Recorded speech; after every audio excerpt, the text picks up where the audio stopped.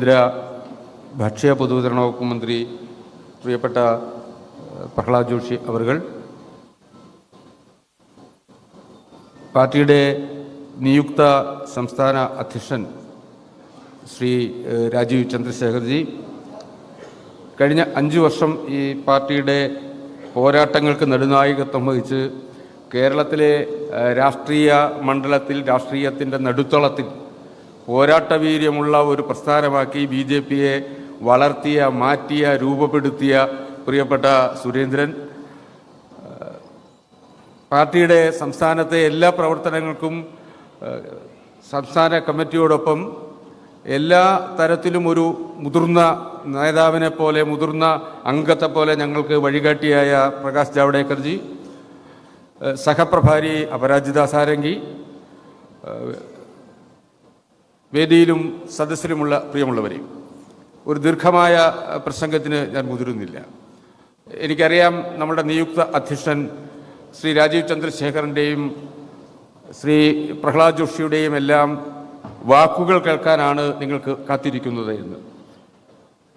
ഒരു ജനാധിപത്യ പാർട്ടി എന്നുള്ള നിലയിൽ ഇന്ത്യയിലെ മുഖ്യധാര രാഷ്ട്രീയ പാർട്ടികൾ കുടുംബാധിപത്യത്തിൻ്റെ നീരാളിപ്പിടുത്തത്തിലേക്ക് അമർന്നുകൊണ്ടിരിക്കുമ്പോൾ, പ്രാദേശിക പാർട്ടികളും ദേശീയ പാർട്ടികളും ഒരർത്ഥത്തിൽ കേഡർ അടിസ്ഥാനത്തിൽ പ്രവർത്തിക്കുന്നു എന്ന് പറയുന്ന കമ്മ്യൂണിസ്റ്റ് പാർട്ടികൾ അടക്കം കുടുംബാധിപത്യത്തിൻ്റെ നീരാളിപ്പിടുത്തത്തിൽ അമർന്നുകൊണ്ടിരിക്കുമ്പോൾ, യഥാർത്ഥത്തിലുള്ള ജനാധിപത്യം പൂത്തുലയുന്ന, ജനാധിപത്യത്തിൻ്റെ സുന്ദരമായ അർത്ഥം ഒരു പൂ വിരിയുന്നത് പോലെ, ഇതൾ വിരിയുന്നത് പോലെ ഇന്ത്യയിലെ പാർട്ടിയുടെ അടിസ്ഥാന ഘടകങ്ങളിൽ നിന്ന് പാർട്ടിയുടെ നേതാക്കന്മാരെ കണ്ടെത്തി, വളർത്തി, വലുതാക്കി ഇന്ത്യയുടെ ഭരണത്തിൻ്റെ സ്ഥിരാകേന്ദ്രങ്ങളിൽ പ്രതിഷ്ഠിക്കുന്നതടക്കം ഏതൊരു സാധാരണക്കാരനും, ഏത് സാധാരണ പ്രവർത്തകനും പാർട്ടിയുടെ അത്യുന്നതിയിൽ എത്താൻ കഴിയുന്ന തരത്തിലുള്ള ഒരു ജനാധിപത്യ പ്രക്രിയയുടെ ഭാഗമായി കേരള സംസ്ഥാനത്ത് അതിൻ്റെ ഉത്തരവാദിത്വം ഏറ്റെടുക്കാൻ കഴിഞ്ഞതിൽ എനിക്കേറെ സന്തോഷമുണ്ട്. എന്നിൽ അർപ്പിച്ച വിശ്വാസത്തിന് പാർട്ടിയുടെ കേന്ദ്ര നേതൃത്വത്തിനോട്, എന്നിൽ അർപ്പിച്ച വിശ്വാസത്തിന് പാർട്ടിയുടെ കേന്ദ്ര ഇലക്ഷൻ കമ്മിറ്റിയുടെ റിട്ടേണിംഗ് ഓഫീസർ ലക്ഷ്മൺജിയോട്, എന്നിൽ അർപ്പിച്ച വിശ്വാസത്തിന് പ്രകാശ് ജാവ്ദേക്കറോടും കെ സുരേന്ദ്രനോടും അടക്കമുള്ള പാർട്ടിയുടെ നേതൃത്വത്തിനോട് ഞാൻ നന്ദി പറയാൻ ഈ അവസരം വിനിയോഗിക്കുകയാണ്. പ്രിയമുള്ളവരെ, കഴിഞ്ഞ 5 വർഷക്കാലം കേരളത്തെ സംബന്ധിച്ച്, കേരളത്തിൽ BJPയെ സംബന്ധിച്ച് അനിതര സാധാരണമായ പോരാട്ടത്തിൻ്റെ നാളുകളായിരുന്നു. കോവിഡിൻ്റെ മഹാമാരിയുടെ നീരാളിപ്പിടുത്തത്തിൽ കേരളം അമർന്നപ്പോഴും BJPയെ ഒരു സമരസംഘടനയാക്കി മാറ്റാൻ അന്ന് നമുക്ക് നേതൃത്വം നൽകിയ ശ്രീ കെ സുരേന്ദ്രൻ, BJP കേരളത്തിലെ യഥാർത്ഥ പ്രതിപക്ഷമായി മാറുന്ന തരത്തിൽ ഇടതുപക്ഷ മുന്നണിയുടെ ജനവിരുദ്ധ നയങ്ങൾക്കെതിരെ നിരന്തരമായ പോരാട്ടത്തിന്റെ നേതൃത്വം നൽകിയ, നിരന്തരമായി പടയൊരുക്കാൻ നേതൃത്വം നൽകിയ പ്രിയപ്പെട്ട സുരേന്ദ്രൻ ഈ 5 വർഷത്തെ അദ്ദേഹത്തിന്റെ അധ്യക്ഷ പദവി അവസാനിപ്പിച്ച് പുതിയ ഒരാൾക്ക് അധ്യക്ഷ പദവി നൽകുകയാണ്. ശ്രീ രാജീവ് ചന്ദ്രശേഖരൻ, അദ്ദേഹത്തിനെ കുറിച്ച് ഞാൻ കൂടുതൽ വിശേഷിപ്പിക്കുന്നില്ല. കഴിഞ്ഞ കാലങ്ങൾ ഉണ്ടാക്കിയ നേട്ടങ്ങൾ കൂടുതൽ ഉയരത്തിലേക്ക്, കഴിഞ്ഞ കാലങ്ങളിൽ നേടിയ പിന്തുണ കൂടുതൽ പിന്തുണയിലേക്ക്, കഴിഞ്ഞ നാളുകളിൽ നേടിയ ജനവിശ്വാസം കൂടുതൽ ജനങ്ങളിലേക്ക് എത്തിക്കാൻ ശ്രീ രാജീവ് ചന്ദ്രശേഖരന് കഴിയും. കാരണം അദ്ദേഹം ആർട്ടിഫിഷ്യൽ ഇന്റലിജൻസിലാണ് അദ്ദേഹത്തിന് പാഠവമെങ്കിലും അദ്ദേഹത്തിന്റെ പെരുമാറ്റത്തിൽ, അദ്ദേഹത്തിന്റെ ഇടപെടലുകളിൽ ആർട്ടിഫിഷ്യാലിറ്റി തൊട്ടുതീണ്ടാത്ത ഒരു സാധാരണ മനുഷ്യനാണ്. ഈ IT യുഗത്തിൽ ഈ വിരൽത്തുമ്പുകളിൽ ലോകത്തിന്റെ വിവരങ്ങൾ വിരൽത്തുമ്പുകളിൽ നിൽക്കുമ്പോഴും മനുഷ്യന്റെ ഹൃദയത്തിൽ സ്ഥാനം പിടിക്കാൻ, മനുഷ്യന്റെ ഹൃദയത്തോട് സംവദിക്കാൻ, തലച്ചോറിനോടല്ല ഹൃദയത്തോട് സംവദിക്കാൻ കഴിയുന്ന പ്രിയപ്പെട്ട രാജീവ് ചന്ദ്രശേഖർജിയെ നമ്മുടെ പുതിയ അധ്യക്ഷനായി കിട്ടുമ്പോൾ അതിന് പിന്നിലുള്ള കഴിഞ്ഞ സെപ്റ്റംബർ മാസം തൊട്ട് നടന്ന പ്രവർത്തനങ്ങളെ കുറിച്ച് മാത്രം പറയാനാണ് ഞാൻ ആഗ്രഹിക്കുന്നത്.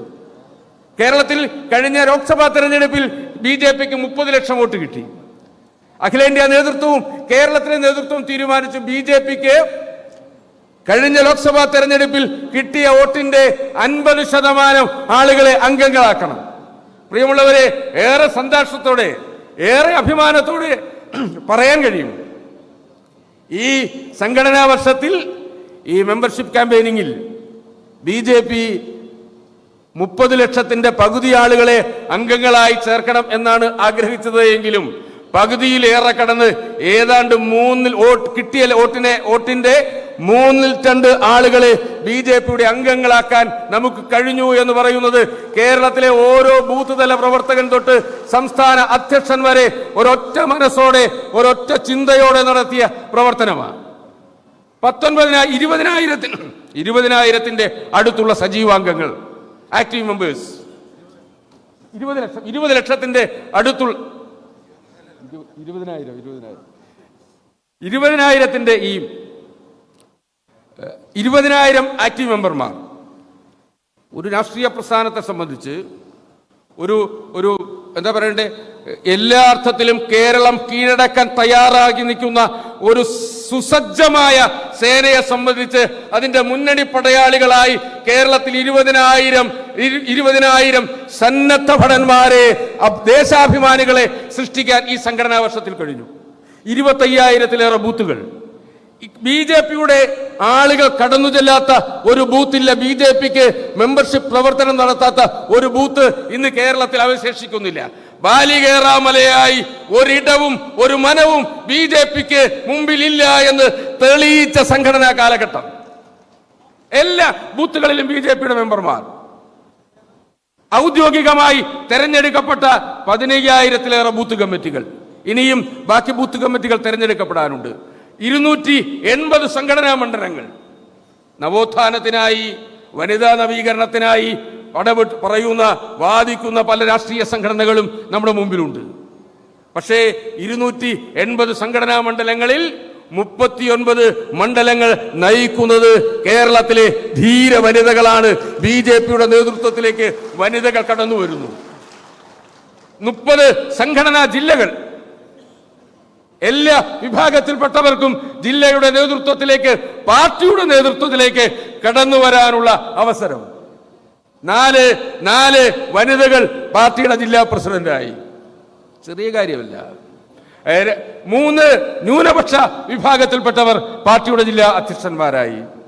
2 പട്ടികജാതി വിഭാഗത്തിൽപ്പെട്ടവർ പാർട്ടിയുടെ ജില്ലാ അധ്യക്ഷന്മാരായി. 30 സംഘടനാ ജില്ലയിലും പൂർണ്ണ സജ്ജമായ കമ്മിറ്റി. അതിനുശേഷമാണ് ഇന്ന് പുതിയ അധ്യക്ഷൻ വരുന്നത്.